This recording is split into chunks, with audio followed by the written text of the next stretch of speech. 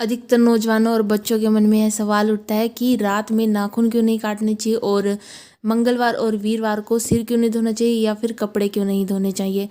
तो अधिकतर लोगों के जो परिजन और बुज़ुर्ग होते हैं वो तो उनको कारण नहीं बताते हैं, लेकिन आज की हम इस वीडियो में आपको उनके विज्ञान और ज्योतिष से संबंधित कुछ कारण और निवारण भी बताएंगे। तो अब परिजन और या फिर बुजुर्ग रात के समय नाखून काटने के लिए इसलिए मना करते हैं क्योंकि वो पुरानी विचारधारा को ही अभी भी मानते हैं, लेकिन उन्हें इसका कारण नहीं पता होता। क्योंकि पहले के ज़माने में रात के समय काफ़ी अंधेरा हो जाता था, घोर अंधेरा हो जाता था, और तब कुछ लाइट वगैरह की भी सुविधा नहीं होती थी, और फिर नाखून काटने के लिए भी नेल कटर नहीं होते थे, नाखूनों को भी छुरी चाकू से काटा जाता था।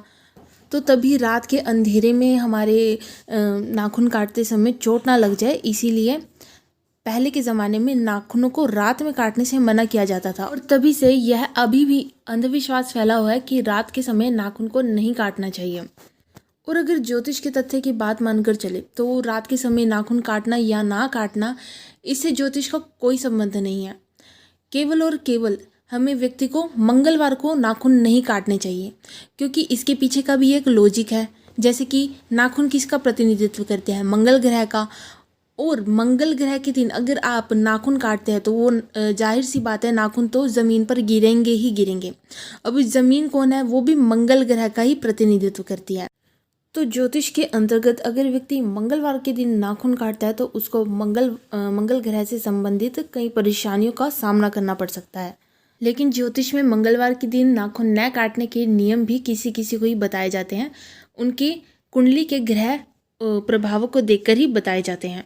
अब हम बात करेंगे कि मंगलवार और वीरवार को बालों और कपड़ों को क्यों नहीं धोना चाहिए। तो विज्ञान की अगर मानकर चले तो पहले ज़माने से ही मंगलवार, वीरवार और शनिवार को कपड़े धोने और बाल धोने के लिए मना किया जाता है, क्योंकि पहले ज़माने में पानी की विशेष तौर पर कमी होती थी, जिस कारण से पहले ज़माने के बुजुर्ग और परिजन व्यक्ति को बाल धोने और कपड़े धोने के लिए मना किया करते थे। ज्योतिष की मान के चले तो ज्योतिष में कपड़ों को किस वार को धोना चाहिए, किस वार को नहीं धोना चाहिए, यह तथ्य देखने को नहीं मिलता है।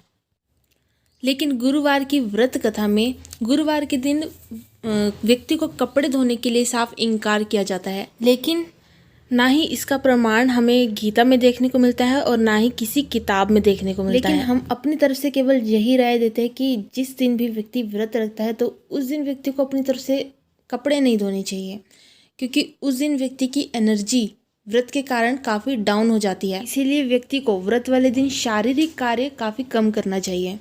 अब ज्योतिष के अनुसार मंगलवार, वीरवार को अपने बालों को क्यों नहीं धोना चाहिए? कई लोगों ने घर परिवार में यह भी देखा होगा कि मंगलवार और वीरवार को केवल स्त्रियों को ही बालों को धोने से मना किया जाता है, लेकिन अगर कोई पुरुष बालों को धो आता है तो उसको यह काम करने से नहीं रोका जाता। अब लोग या परिजन ऐसा क्यों करते हैं यह तो हम नहीं जानते हैं, लेकिन मंगलवार को बाल इसलिए नहीं धोने चाहिए क्योंकि मंगलवार के दिन सभी पर मंगल ग्रह का प्रभाव होता है और उस दिन का प्रतिनिधित्व भी मंगल ग्रह करता है, और हमारा सिर भी मंगल ग्रह से ही संबंध रखता है, क्योंकि मंगल ग्रह एक गर्म ग्रह है। और जब हम सिर पर पानी डालते हैं तो पानी क्या हुआ? पानी चंद्र ग्रह से संबंध रखता है, जो कि एक शीतल ग्रह है, ठंडा ग्रह है। जैसे गर्म और ठंडे का आपस में कोई मेल नहीं होता, उसी प्रकार से ये दो ग्रह भी आपस में सामंजस्य नहीं बिठा पाते, जिसके कारण से अगर कोई व्यक्ति मंगलवार का व्रत रखता है और उस दिन वह अगर अपने केशों को धोता है तो उसे भी मंगल ग्रह से संबंधित कई परेशानियों का सामना करना पड़ सकता है।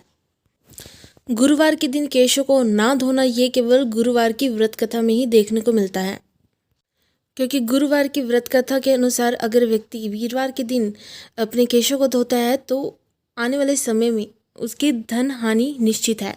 अब इस बारे में आप अपनी क्या राय देते हैं यह हमें कमेंट बॉक्स में ज़रूर बताइएगा। अगर आप भी अपनी जन्म कुंडली का निःशुल्क विश्लेषण करवाना चाहते हैं तो अभी जाइए हमारे डिस्क्रिप्शन में दिए गए इंस्टाग्राम अकाउंट में और वहां पर अपना नाम, DOB, टाइम और प्लेस को मैसेज कर दीजिएगा। धन्यवाद।